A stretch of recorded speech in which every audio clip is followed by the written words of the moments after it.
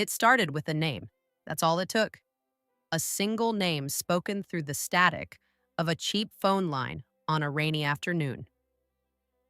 Rachel Monroe, the man said. This is Peter from the Midland Gazette. We're running a piece on mayoral candidates, and I was hoping to get your comment on Mr. David Lang. For a second, I thought I'd misheard him.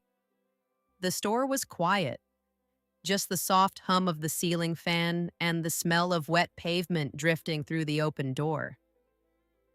Outside, rain pressed against the windows like a steady heartbeat. And then he said it again. David Lang. That name still lived somewhere deep in my muscles, like an old injury. I hadn't heard it spoken aloud in almost 2 years, but my body remembered. The tightness behind the ribs, the rush of heat, the weight of something unfinished.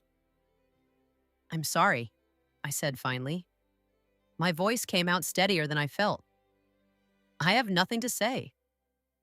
The journalist hesitated. Nothing at all? You worked under him at Verity PR, right? I hung up before he could finish. For a moment, I just stood there, the phone still warm in my hand. Then the bell above the door rang. A customer leaving. And I realized I was breathing too fast. David Lang, mayor. Of course he was. Men like him always rise again. They know how to smile while they twist the knife. Back then, he'd been my boss.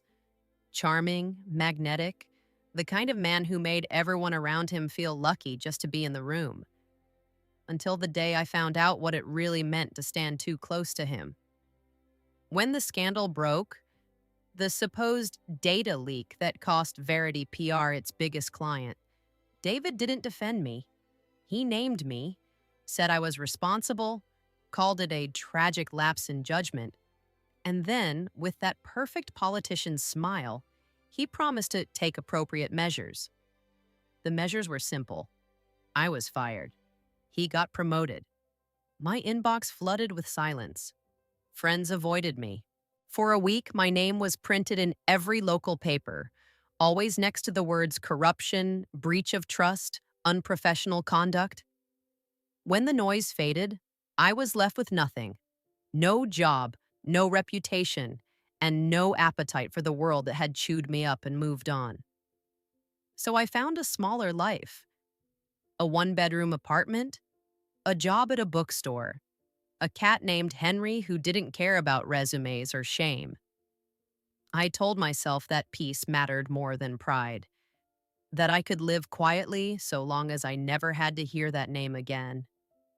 But that night, the rain kept falling long after closing. I sat at my kitchen table, scrolling through my phone. And there he was, smiling from a campaign poster.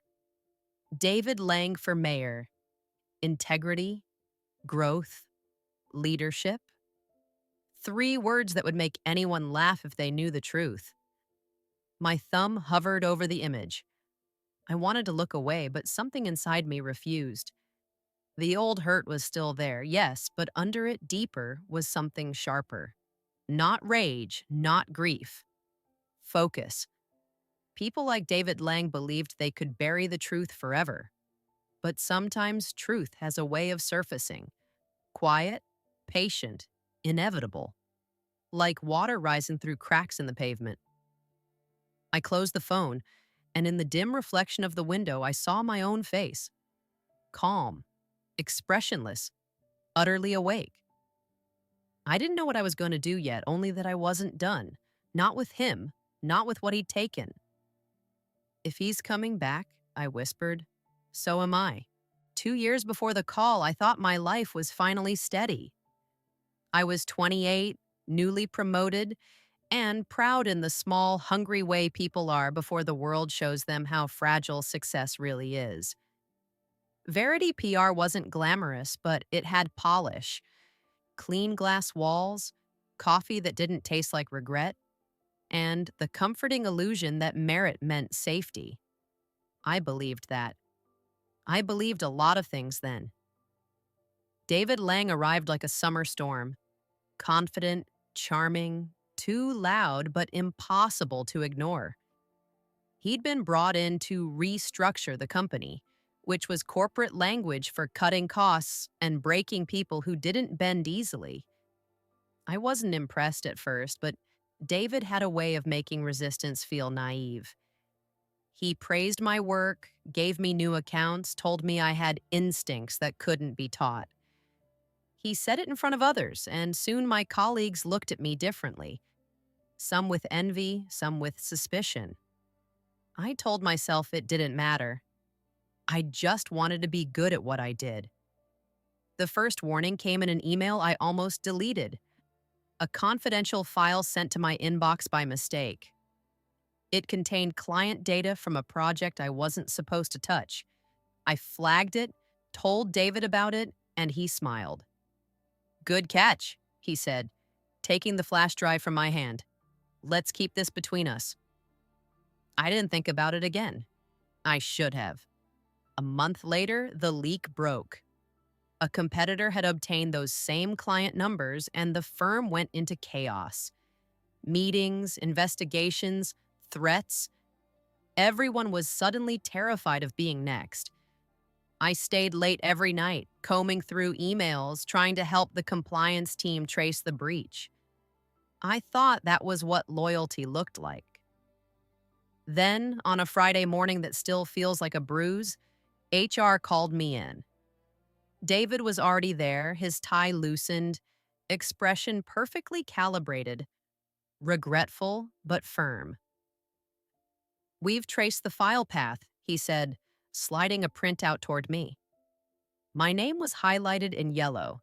"It came from your account." I remember laughing, not because it was funny, but because the absurdity was too heavy to bear. "That's impossible," I said.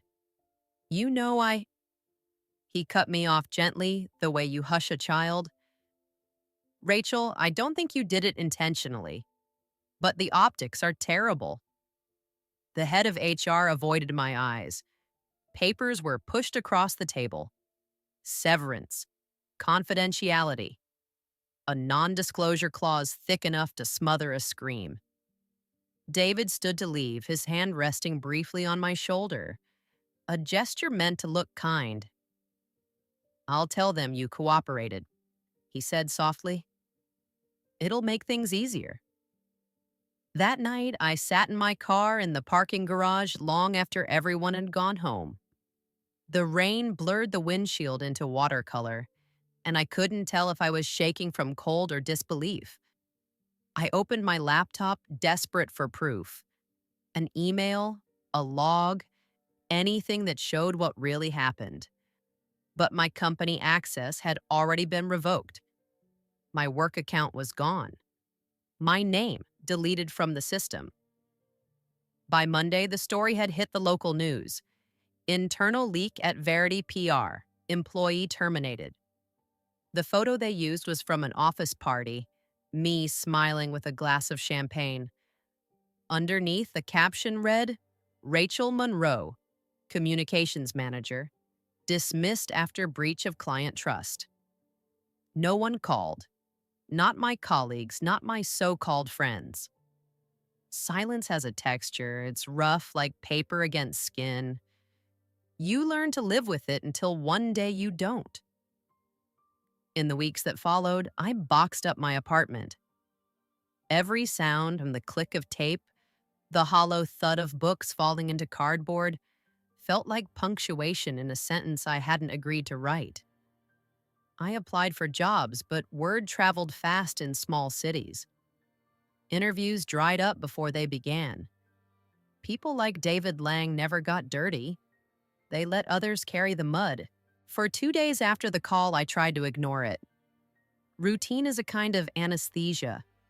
The same morning coffee, the same quiet aisles, the soft rustle of book pages like waves against the shore.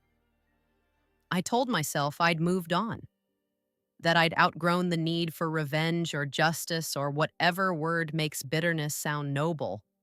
But the truth has its own rhythm, and it doesn't care about yours. It waits.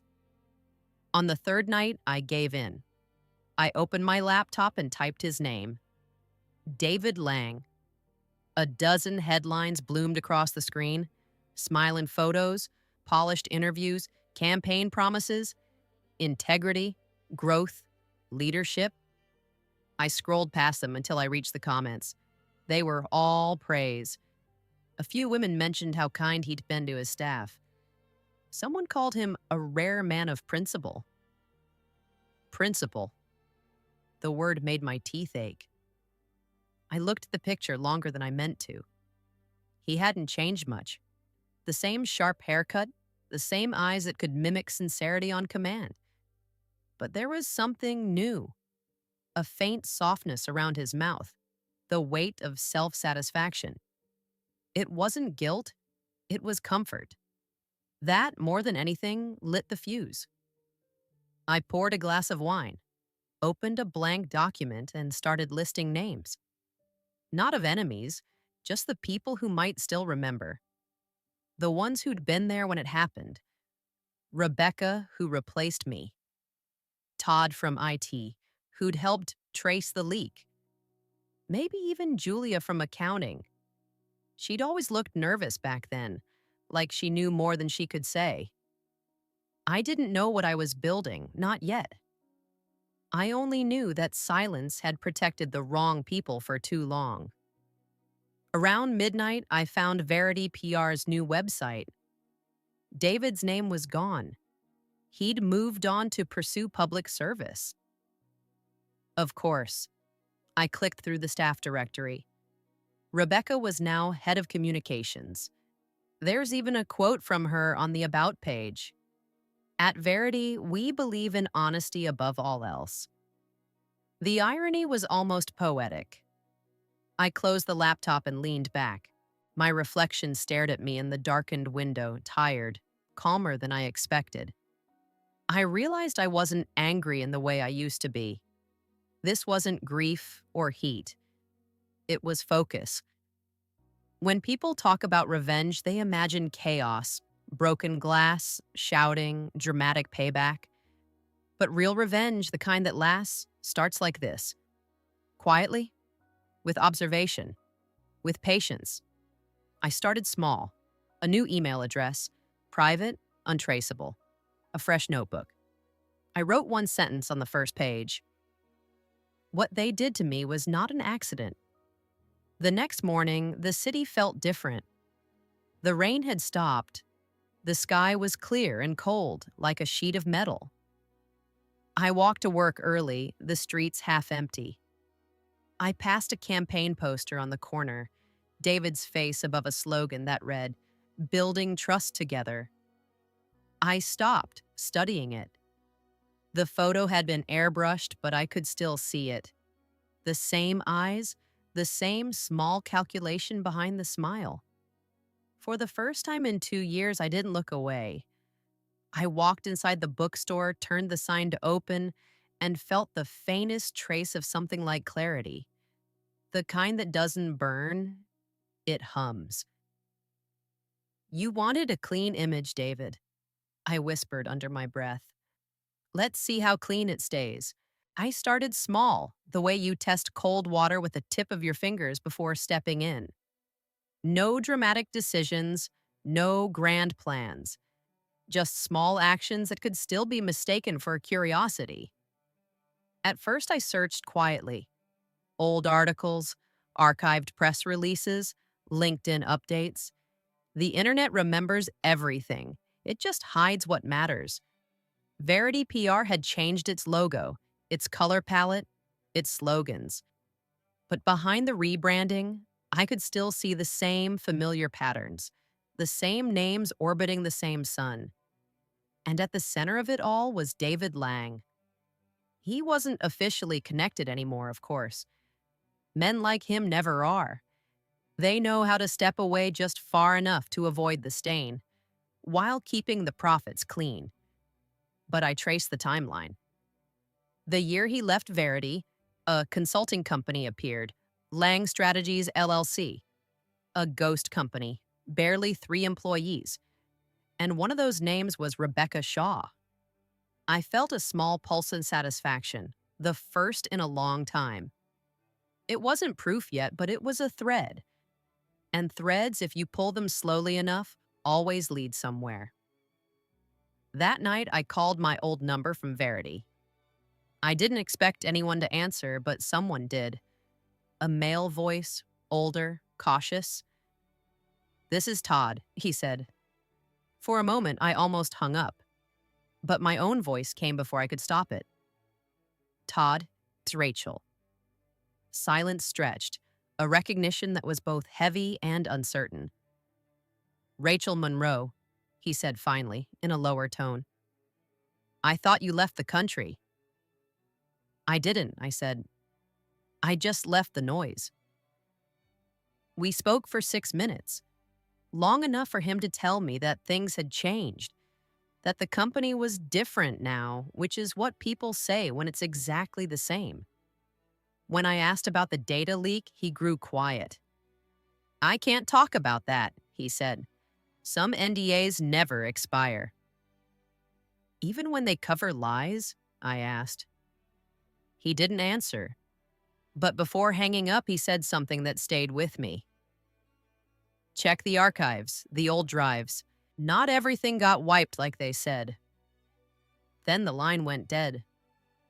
The next evening, I drove by the old Verity building. It looked smaller than I remembered. Or maybe I'd just outgrown the kind of fear it once gave me. Through the glass doors, I could see the receptionist, the glow of monitors, the same sterile calm. I didn't go inside. I just stood there for a while, rain in my hair, wondering how many lies could live inside one building without suffocating. Back home, I began to dig deeper. Public business records, campaign finance databases, donation histories. I wasn't a hacker, but Journalism 101 had taught me how to follow money. And money always leaves fingerprints.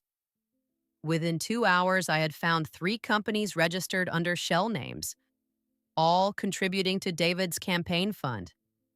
The addresses matched empty lots, but the signatures were familiar. Old Verity clients, people who owed him favors.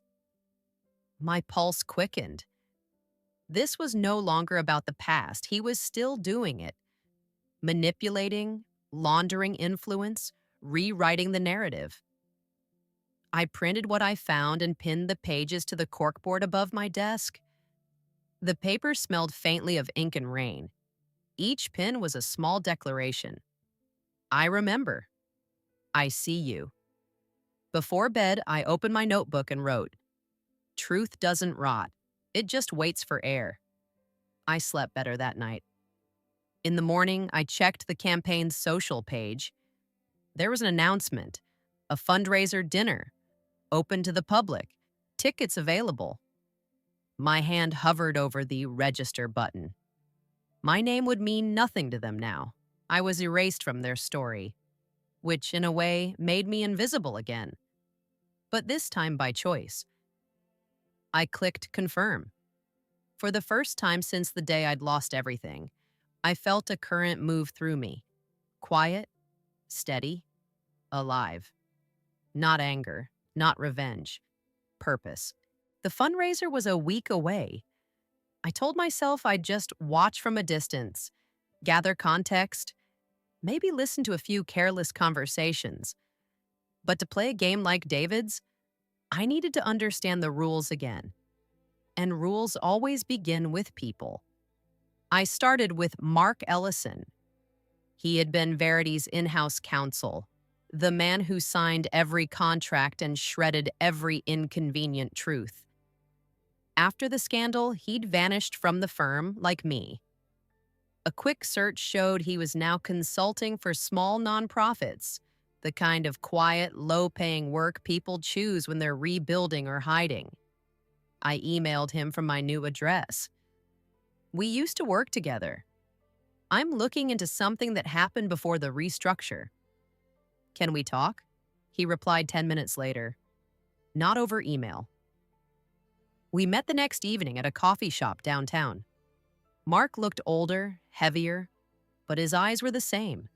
Cautious, restless, The eyes of a man who knew too many secrets. He didn't waste time. You shouldn't be digging, he said.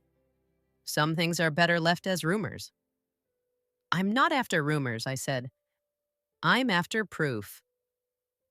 He studied me for a long moment, then sighed. You still don't understand how he works. David doesn't make mistakes. He lets other people make them for him. Then I'll find the evidence he left behind. Mark looked out the window, tapping his fingers on the table. If you're smart, you'll stop now. But if you can't, he reached into his briefcase and slid a small USB drive toward me. This was from the internal archive before the servers were replaced. I kept it just in case. Most of it's harmless. Financial statements, memos. But maybe you'll see something I missed. I stared at the drive, the small black shape sitting between us like a loaded confession. Why now? He gave a dry smile. Because he's running for office. And because some debts don't expire. I took the drive and slipped it into my coat pocket. The plastic felt warm against my palm. If there's something here, I'll find it, I said. Just be careful, he murmured. He always lands on his feet. People like him always do. I left before he could say more. Outside, the air smelled of rain and car exhaust. Streetlights cast long amber streaks across wet pavement. I walked without direction, the USB pressing against my leg like a heartbeat. At home, I sat in front of my laptop for nearly an hour before I dared to plug it in. My reflection stared back at me from the black screen, calm, determined, a little afraid. I took a breath and connected the drive. A folder appeared. Archive 2018 Verity.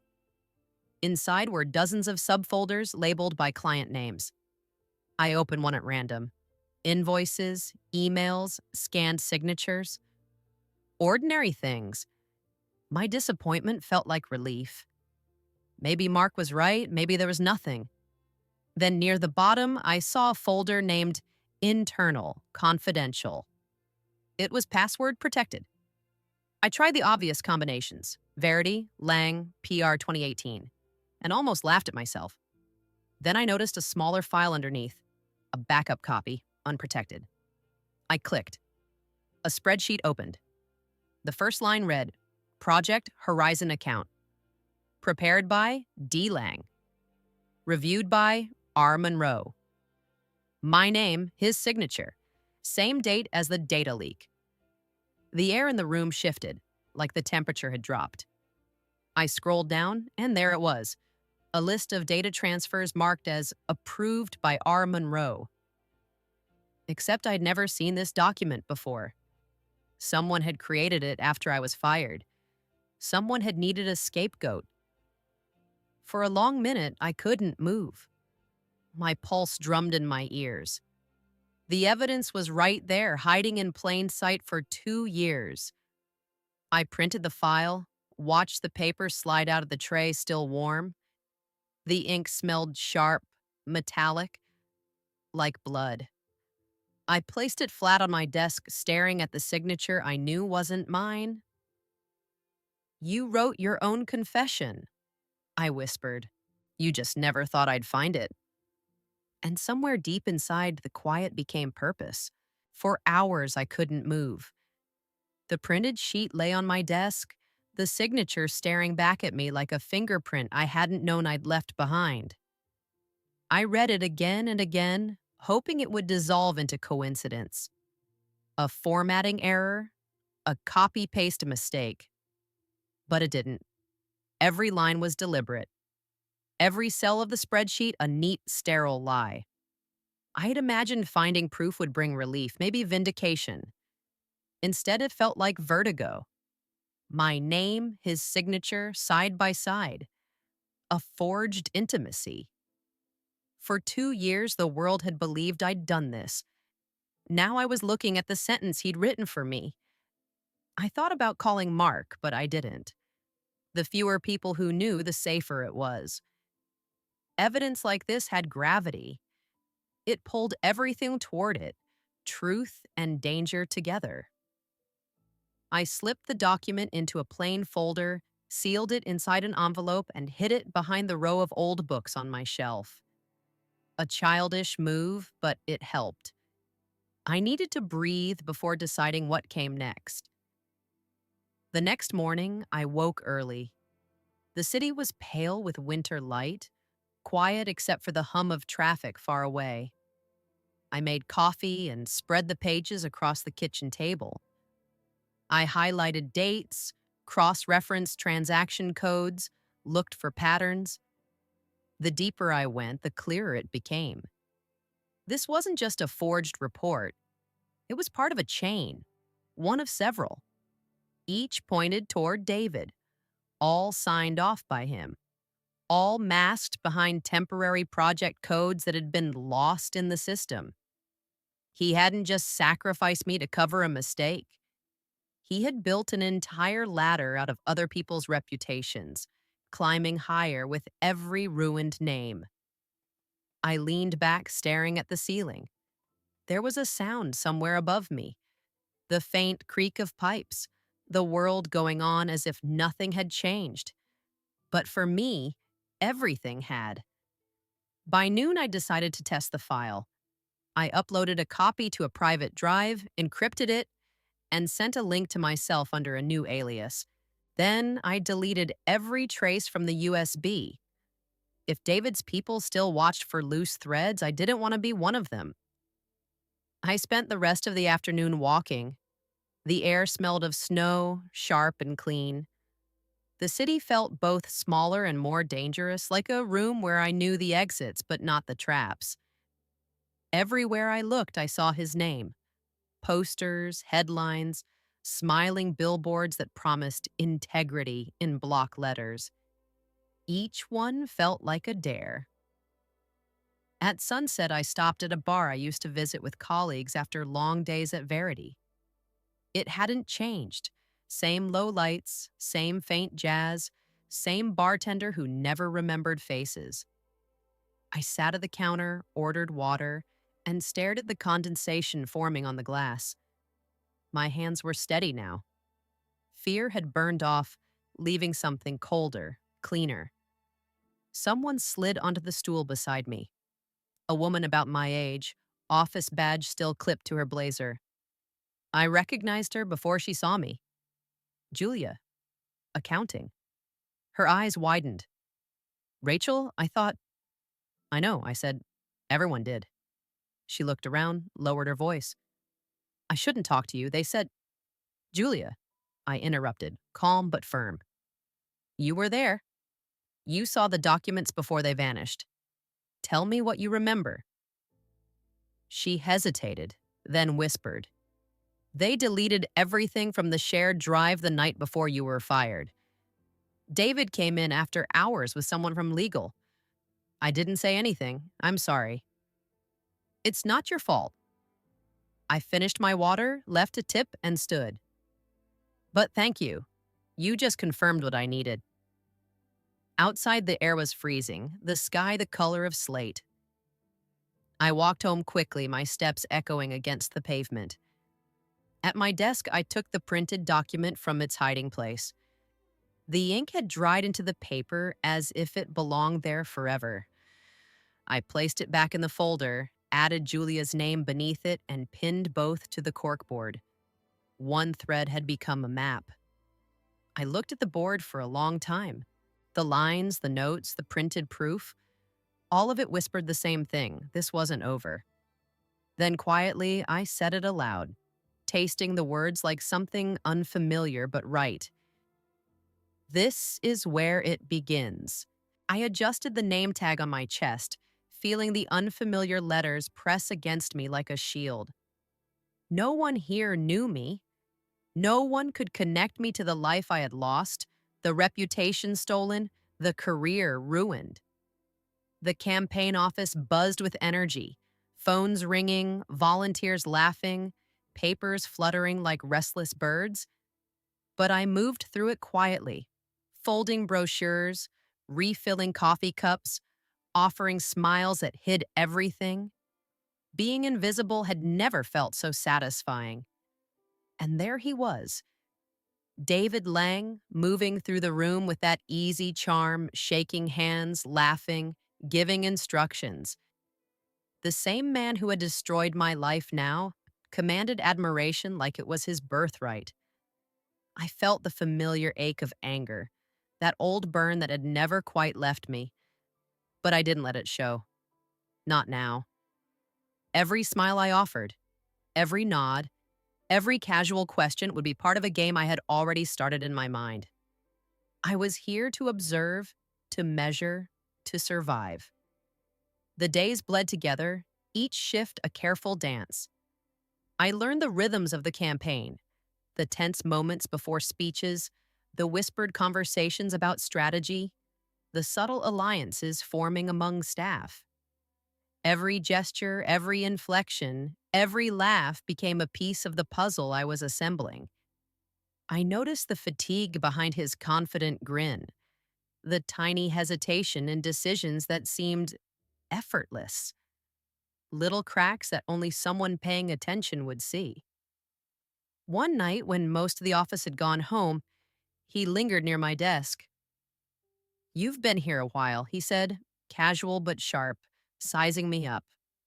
I met his gaze evenly. "Learning the ropes," I replied, my voice neutral, hiding the storm beneath. He studied me for a moment, curiosity flickering before nodding and walking away. I exhaled silently, savoring that small victory. Recognition without exposure. He didn't know who I really was. Yet. The deeper I went, the more complex the game became. Strategy sessions, confidential meetings, quiet corners of the office. I moved among them all, appearing helpful while probing, smiling while measuring, laughing while calculating. I became a ghost in his carefully constructed world, cataloging inconsistencies, noting subtle manipulations, watching the vulnerabilities beneath his charisma. And then there were moments that caught me off guard, moments when his mask slipped. Fatigue in the slump of his shoulders, doubt in the fleeting flicker of his eyes, honesty in gestures too small for anyone else to notice. Each observation stoked the fire inside me, a mixture of obsession and resolve. This wasn't just about revenge anymore, it was about control, about shaping the story he thought he was telling, about reclaiming the narrative of my own life. As the campaign surged forward, I felt the thrill of proximity sharpen into something dangerous. Anonymity alone wasn't enough anymore. Every glance, every laugh, every accidental brush of hands became a silent negotiation. I was walking a knife edge between control and exposure, and the tension exhilarated me. This office had become my stage. I wasn't just performing. I was orchestrating, manipulating, shaping every encounter to suit my purpose. The game had begun in earnest. The past lingered at the edges of my mind, whispering, but the present was mine. Every careful step, every quiet observation brought me closer to the reckoning I had envisioned. I wasn't a victim anymore. I was a strategist, patient, silent, unstoppable. And I was ready. I had settled into the rhythm of the campaign, moving through the office like a shadow that everyone ignored. Every day, every meeting, every casual conversation was a thread I could pull, a detail I could file away. I wasn't here to volunteer. I was here to map him, David Lang, and the machinery he controlled. The first thing I noticed was how easily people bent to his will. A word here, a subtle glance there, and entire plans shifted. Volunteers scrambled for approval, staff deferred to him, and the office itself seemed to breathe around his presence. I observed silently, recording gestures, noting tone changes, committing the patterns to memory. Each small inconsistency, each hesitation, Each overcompensation was a crack in the armor he had so carefully built. I started keeping a log, not on my phone, not on my computer. Too easy to track. Small notebooks hidden in plain sight, scraps of paper tucked into folders, names, dates, remarks, the subtle power plays that others missed. I realized quickly that the most revealing moments weren't the speeches, the media appearances, or even the obvious strategy sessions. They were the private conversations in corners, the hurried directives whispered into ears, the fleeting frustration when something didn't go as he expected. That was where the truth lived. I also began recording conversations. Not everything, of course. Careful selection was crucial. I had to be invisible while gathering evidence. Sometimes I pretended to need clarification on a task, leaning in close while my recorder captured his words. Other times I stayed back, observing from a distance, letting him reveal his control in micro expressions, the way he positioned people, the subtle manipulations of his staff. Every movement, every word, every pause was data, and I was insatiably collecting it. It wasn't just about him, though. I had to map the network.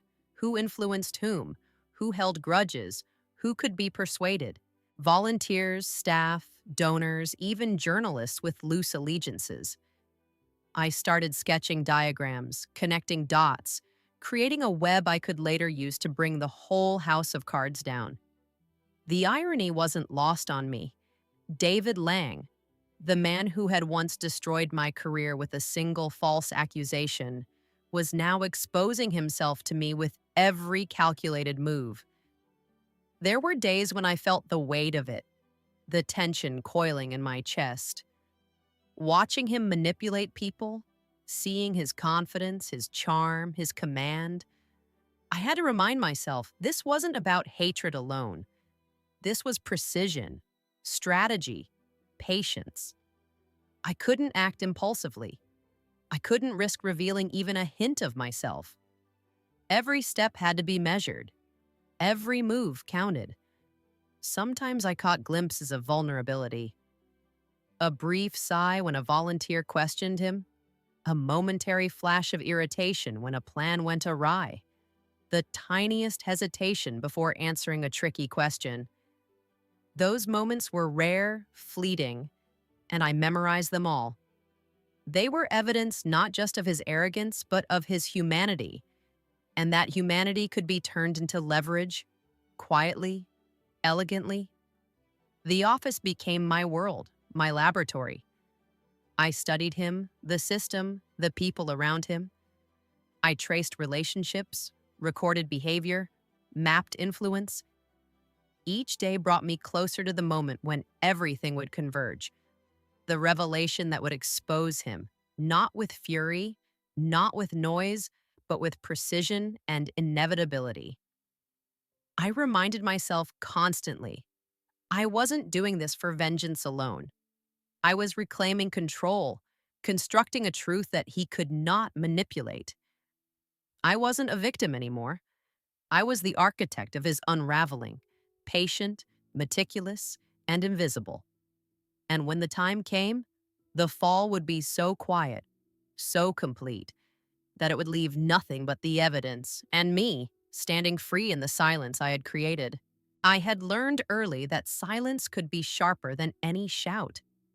If I wanted David Lang to fall, it wouldn't be by dramatic accusations, but by small fissures that widened until the whole facade cracked. So I began to whisper. The first whisper went to a local reporter, an anonymous tip with precise dates, names, and meetings I had tracked. No flair, no drama, just enough to spark curiosity.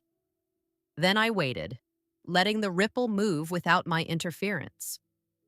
During the day, I moved among volunteers, folded brochures, made coffee, smiled and nodded, invisible.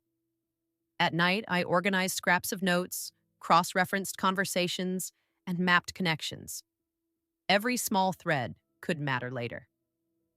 Next came subtler leaks. an unsigned letter about a vanished donor, a photocopied invoice left in a cafe for a freelance political blogger, an offhand comment in an online forum hinting at unusual payments. Nothing directly implicated him. Each revelation looked incidental, accidental even. But together, they were forming a pattern. I learned to manipulate assumptions. Journalists trust distant, dispassionate sources. I became one, a concerned former staffer, a data analyst noticing inconsistencies, a donor recalling a strange meeting. Every whisper led to another, like breadcrumbs forming a trail I could follow. If a reporter asked for confirmation, I gave just enough to keep him digging without revealing myself. Inside the campaign, the effects were subtle at first. Volunteers asked questions they hadn't before. Staff double-checked donors. Meetings grew tense. David's public smile remained steady, but in private, his tone sharpened, frustration seeping through. He began to demand more accountability, to scrutinize information, to control narratives tightly. Each action exposed the cracks I wanted him to show. I never celebrated. My satisfaction was quiet, knowing that the system he controlled had vulnerabilities and that I was guiding their exposure. Every whisper, every anonymous tip, every planted detail brought the truth closer to the surface. Revenge wasn't fireworks. It was slow, deliberate, inevitable. I was careful. Nothing could be traced to me. Public terminals, old SIMs, paper letters disguised as drafts or misfiled documents. I created small distractions, a policy memo needing attention, a spreadsheet error I corrected to cover the moments I planted whispers. Sometimes a different coat, sometimes a different coffee order. Every minor act kept me untethered, invisible, and untraceable. I watched the ripple effects grow. Editors shared tips, interns checked connections, journalists followed threads. The campaign patched leaks they feared but couldn't identify. The tension was building, quiet and invisible, like a storm beneath calm waters. I saw David's first signs of unease. Brief frustration when directives were questioned, tiny pauses when answers were required, a sharpened tone to mask irritation. He didn't see the wind I was stirring, but he felt it. I reminded myself constantly, this wasn't cruelty. I wasn't seeking destruction for pleasure. I was reclaiming control, returning his own tactics against him, until he understood, however briefly, the fragility of the power he had wielded. And so the whispers continued. They spread through paper and conversation, through anonymous emails and subtle online hints, threading doubt through the campaign. I observed silently, cataloging every reaction, every hesitation, every faltering smile. The long quiet I had planned was unfolding, small, deliberate, invisible, and unstoppable. I watched from the corner of the newsroom as the story finally took shape. After weeks of carefully planted whispers, a journalist had decided to dig deeper. Really dig. I didn't send him instructions this time. He was chasing curiosity on his own. The pieces I'd nudged into place were starting to click. I felt the familiar thrill of patience paying off.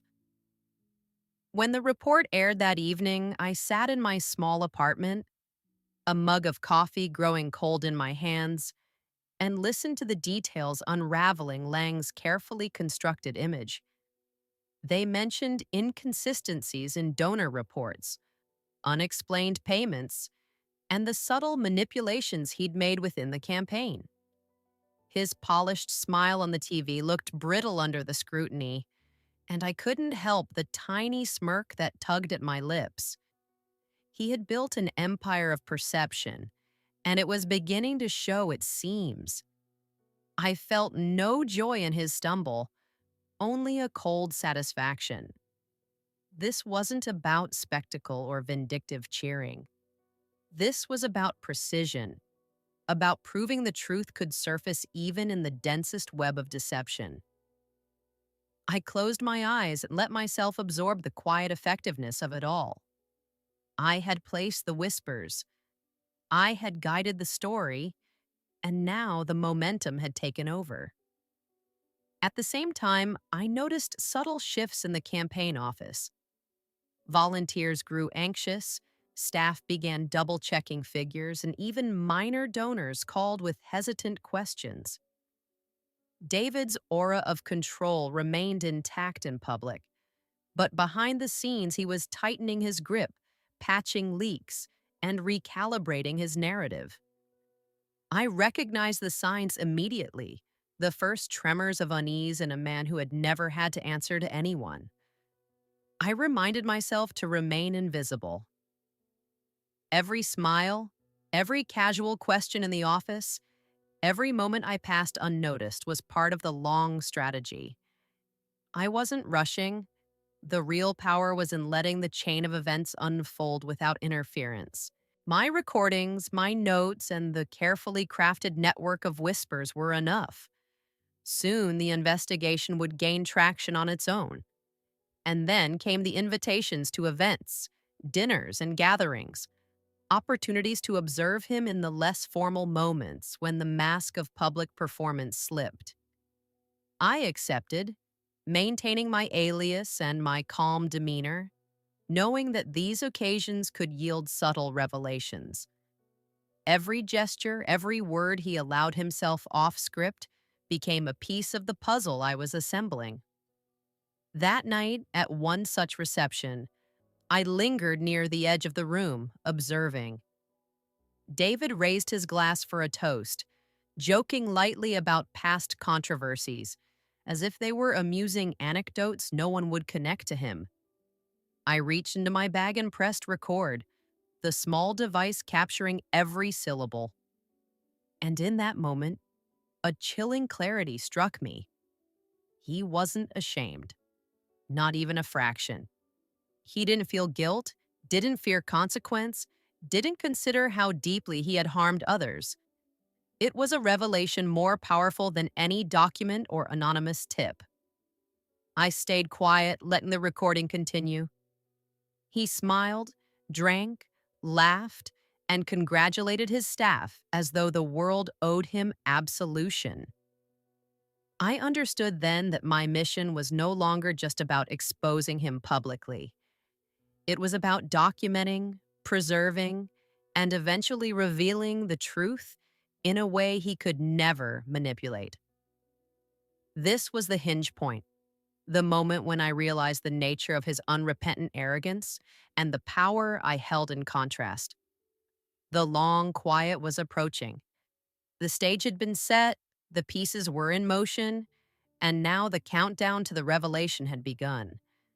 I was ready to let the truth speak, silent, unstoppable, and inevitable. The room smelled of expensive perfume and polished wood. Crystal glasses clinked softly, waiters moved between clusters of people, and the chatter hummed like a low tide. I stood near the edge, my hands lightly holding a wine glass, careful to appear casual. Everyone knew David Lang here. Everyone smiled at him, hung on his words. But I was invisible, unnoticed, and that invisibility was my shield. He raised his glass for a toast, laughter spilling around him. "Two old stories we'll never tell," he said, joking lightly about past scandals, thinking no one would connect the dots. My fingers tightened on the small recorder tucked discreetly in my palm. Every syllable slipped through the filter of his charm and arrogance, and I pressed record. Knowing this was more than a piece of evidence, it was a revelation. He didn't feel guilt, didn't even recognize the harm he had caused. He was untouchable in his mind, and I had captured that. The staff laughed, raising their glasses, oblivious to the weight of the confession. And then, across the crowded room, our eyes met. David's gaze lingered, sharp and measuring, as if recognition flickered behind his practiced calm. For a heartbeat, I felt the old tension, that electric current of past betrayals, the history that neither of us could fully forget. He tried to smile, a polite, casual acknowledgement, but it didn't reach his eyes. Something had shifted. I returned his gaze evenly, my own expression calm, neutral, yet beneath it, a storm of awareness. I had been watching him, mapping him, gathering evidence, orchestrating every move from the shadows. And now he knew, or at least sensed, that the world was no longer his stage alone. My presence was a reminder, subtle but undeniable, that the quiet observer had returned. He moved through the crowd, laughing at someone's joke, shaking hands, but each motion was slightly more calculated, more cautious. I noticed the brief flicker of unease in the crease of his forehead, the tightened set of his jaw. That single glance we had exchanged had unbalanced him in a way no public accusation could. I didn't need to speak, didn't need to confront him directly. The knowledge of my proximity, of what I had uncovered, carried the weight. I stayed at the edge, recording more than just his words now, recording the nuance of his reactions, the way he interacted when he knew someone was watching, the toast, the laughter, the casual references to old scandals, all became pieces of a puzzle no one else would ever see. I had captured him in his natural habitat, unguarded, arrogant, and unaware that he was no longer in control. As the evening wore on, I moved through conversations, noting alliances, subtle tensions, and weaknesses. Every action, every word, every flicker of emotion was being cataloged, stored for the moment when all the threads would converge. The realization settled in quietly like a slow tide. He was still dangerous, still charming, still capable of manipulating those around him, but he was not invincible. And I, patient and deliberate, had positioned myself to pull the strings that would expose him completely. Later, as he raised his glass once more and made another joke, I smiled faintly to myself. This was Hook 3, the moment I understood not just his guilt, but his indifference, the absence of conscience that made him so dangerous. And I had captured it. My quiet revenge was no longer an idea or a plan. It was becoming tangible, inevitable, and unstoppable. I didn't rush. I simply watched, waited, and let the long quiet unfold around me. The stage was set, the pieces in motion, and the man who thought he controlled everything was beginning to see cracks in the world he had built. The office smelled different that morning, tense, sterile, like the calm before a storm. Volunteers shuffled papers nervously, staff whispered in corners, and even the interns seemed on edge. I moved through it all like a shadow, coffee in hand, observing, noting, cataloging every reaction. The dominoes were beginning to fall. The news came first in a flurry of alerts on my phone. The local investigation had escalated, reaching federal authorities. Donors who once supported him without question were reconsidering, pulling contributions, asking uncomfortable questions. Journalists I hadn't even directly contacted were now uncovering discrepancies, connections, and anomalies. The web I had been quietly weaving was snapping into place, and the world outside the office was starting to see cracks in David's empire. I walked past him once, noticing the subtle tension in his shoulders, the slight flicker of doubt in his eyes. His smile remained, but it was thinner now, forced. Every handshake, every casual remark, carried an undercurrent of unease he could not fully mask. The carefully constructed image of confidence was faltering, and the cracks I had seeded with whispers, notes, and recordings were widening into visible fractures. In meetings, he barked instructions, overcorrecting, demanding meticulous oversight. Staff moved with an anxious precision, double checking everything, as if trying to protect him from the storm already gathering. I noted every adjustment, every overcompensation. Each misstep he forced on his team only revealed more vulnerabilities, making my task easier, my strategy more effective. I remained in the background, silent, careful. There was no need for confrontation, no need for triumphal displays. The campaign was collapsing on its own, exactly as I had orchestrated from the shadows. Watching him scramble, I felt a cold clarity rather than satisfaction. Revenge had never been about gloating. It was about witnessing the truth emerge, unstoppable and undeniable. By mid-afternoon, I saw the first real signs of panic. Calls were being made in hushed tones, high-ranking staff were leaving early, donors canceled appearances. The media had picked up the story, tracing inconsistencies in financial records, donations, and internal communications. The tide of public opinion was shifting, fast and relentless. And yet, he still smiled for the cameras, oblivious to the magnitude of the collapse happening just beneath the surface.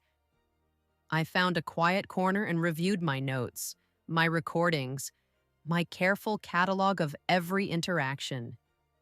Each thread I had pulled, each whisper I had sown, had led to this precise moment. David Lang, who had once seemed untouchable, was now exposed to the consequences of his own arrogance. I didn't feel elation, only the serene satisfaction of precision.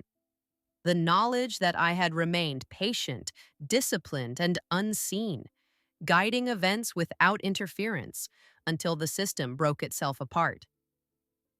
By evening, the office was nearly empty. Staff had fled, donors had vanished, and the reporters were swarming outside. David lingered, making final calls, projecting calm. But even he could not hide the fatigue and tension beneath the surface.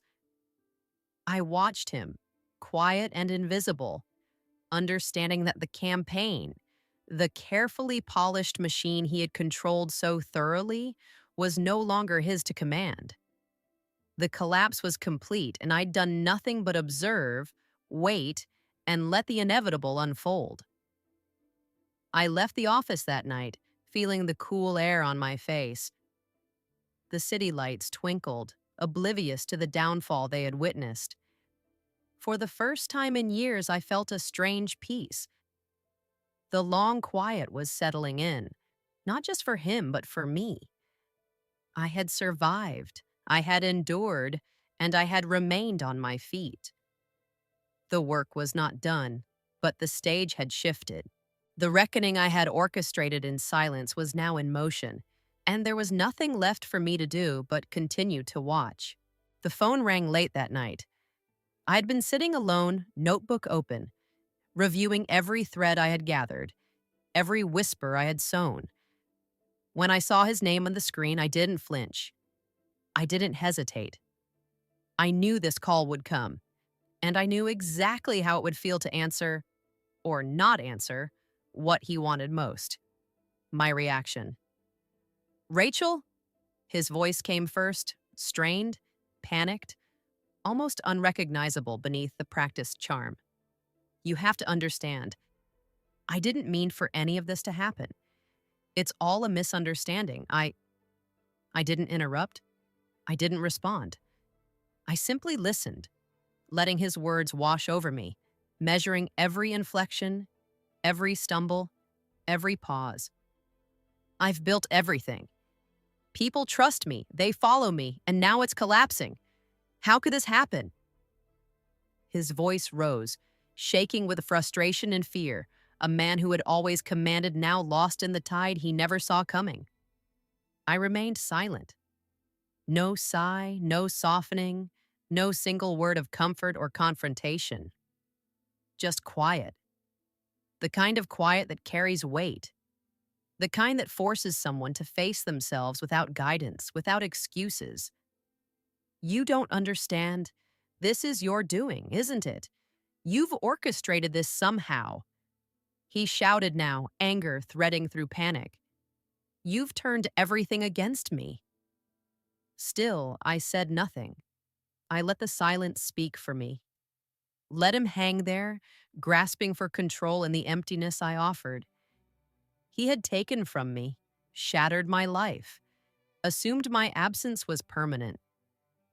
Now he was forced to confront a truth I never needed to articulate. The woman he had underestimated was here, and she had chosen silence as her weapon. You think you've won? His voice cracked, a mixture of disbelief and desperation. You don't know what you've done. I stayed quiet. Every word I didn't speak echoed louder than anything I could have said. I could feel the weight of it, the realization dawning slowly, painfully, that his power, his control, his illusions of safety were gone. Not because I yelled or threatened or exposed him outright, but because I had refused to give him the satisfaction of engaging, of provoking a reaction. My revenge had always been quiet, deliberate, and final in its restraint. Minutes passed. His breathing slowed. Frustration gave way to disbelief, then to something quieter. Acceptance, or at least the recognition of defeat. The call ended with a click that resonated like a final note, and I sat back, still letting the long quiet settle around me. This was the culmination of everything I had orchestrated in silence, the collection of whispers, the patient observation, the meticulous record-keeping. He had no one to blame but himself. And yet, I felt no triumph, no gloating. Just the serene awareness that I had remained true to myself, unbroken, unshaken, and in control. I didn't destroy him. I simply stopped protecting the man who had destroyed me. And that, I learned, is what real revenge feels like. Quiet, honest, and free. The city felt different when I stepped outside that morning. The air was cleaner somehow, lighter, as if the weight of what had been hidden for years had lifted.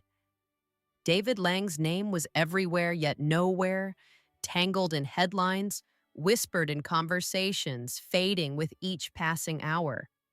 Arrests, investigations, resignations. The machinery he had relied on so heavily was dismantled without fanfare, one piece at a time. I didn't watch the news obsessively. I didn't need to. I had been in the eye of the storm, had seen the inner workings of his campaign, and had guided its collapse from the shadows. What was happening now was inevitable, and I could let it unfold without interference. The long quiet I had cultivated was here, not only around him, but within me. I packed a small bag and left the city without fanfare, without goodbyes. The apartment I had rented near the coast welcomed me like a quiet friend. The ocean stretched out endlessly, indifferent to the chaos I had left behind. Waves rolled in, constant and rhythmic, reminding me that life continued even when the world shifted beneath your feet. For days I walked along the shore, letting salt air fill my lungs and thinking about how much had changed. The anger that had fueled me was still there, but it was tempered now, smoothed into something steadier. I wasn't seeking vengeance anymore. I had it, and it wasn't loud or chaotic. It was the peace of survival, of standing on my own, unbroken. I returned to the notebooks I had kept, reading through my recordings, my observations, the careful catalog of David's arrogance and missteps. Each page reminded me that I had been patient, precise, invisible. I had orchestrated a reckoning without losing myself in the process. It had been meticulous, silent, and necessary. Occasionally, I wrote letters to the journalists who had followed the investigation, unsigned, offering clarification or context for things they had missed. Not for recognition, not for thanks, but to ensure that the truth remained intact. My role was complete, yet I could not resist the quiet guardianship of what I had built from the shadows. The city's noise faded behind me. I watched seagulls dive and wheel, waves crash and retreat, and the sun spill gold across the horizon. Freedom had a sound all its own, one that wasn't spoken but felt. A deep, resonant quiet that only comes when the world you feared is no longer holding you hostage. I allowed myself to dream again, not of revenge, not of plans, but of a life lived without the constant shadow of betrayal. I found a small writing desk by the window, notebooks stacked neatly, pens ready. I began to write, not about David Lang, not about the corruption, but about the woman who had endured, survived, and learned to stand tall on her own. The city faded behind me. The campaign was over. The man who had once held so much power was nothing more than a cautionary note in the margin of history. And I finally could breathe in the long, quiet space I had carved for myself. The sea had a rhythm I hadn't known in years. Each wave rolled in and out, relentless and indifferent, and for the first time, I felt a kind of alignment with it. The city I had left behind was distant, a memory thick with tension, whispers, and carefully orchestrated collapses. David Lang's name had faded from headlines, and yet I didn't feel triumph or glee. The anger that had driven me had softened into a quiet resolve, a steady awareness that I had endured and remained intact. I had rented a small house on the edge of the water, modest and unassuming, with windows that opened to the horizon. Here, there was no need to watch, no campaigns to monitor, no facades to dissect. The notebooks I had carried with me, heavy with months of notes, recordings, and carefully documented interactions, lay stacked on my desk. Sometimes I opened them, not out of obsession, but to remember the precision and patience that had carried me through. Each line reminded me that surviving was an act of strength and endurance its own form of triumph. I began to write again, slowly, deliberately. Not about him, not about the corruption, not about the betrayals. I wrote about a woman who had been tested, who had navigated danger and deception, and had emerged whole. Every sentence reclaimed my voice, my story, my perspective. I wrote about resilience, about patience, about finding a path through chaos without losing myself. Writing became meditation, a way to anchor myself in a reality I could shape, rather than one imposed by someone else's malice. Sometimes I walked along the beach at dawn, letting the wind whip across my face, salt stinging my eyes. The solitude was not loneliness. It was clarity, presence, and understanding. I thought of the whispers I'd planted, the recordings, the patient hours spent observing. Those had been tools, but also lessons about strategy, about control, about the power of quiet observation. I had learned that the most profound change often comes from subtlety and patience, not spectacle. Letters occasionally arrived from journalists seeking clarification on old leads. I responded rarely, always under pseudonyms, offering only what was necessary to preserve the truth. I had no desire to re-enter the world I'd left behind. My role had ended. Now I only wanted to live, quietly and honestly, free from the shadows that had once defined me. Evenings were my favorite. The sun spilled gold across the horizon, the ocean reflecting light like scattered jewels. I would sit at my desk, pen in hand, and write without expectation or judgment. The world was still full of deceit, ambition, and those who believed themselves untouchable. But I had stepped out of that world. I had survived it. I had witnessed it, endured it, and emerged on the other side. Sometimes I imagined him, David Lang, behind the walls he had once controlled, facing consequences he could not manipulate. But I did not dwell. There was no satisfaction in imagining his downfall. It had already occurred. What remained was my life, reclaimed, undisturbed, and entirely my own. I closed the notebook one evening, the pen resting across the open page, and felt a serenity I had never known in the chaos of the past. The long quiet was no longer a strategy, a whisper, or a tool. It was my life. The horizon stretched endlessly before me, indifferent and vast, and I realized that I could finally begin to live in it, fully and freely, without fear, without debt to the past. The long quiet had arrived, not as a void, but as a presence I could inhabit, own, and cherish.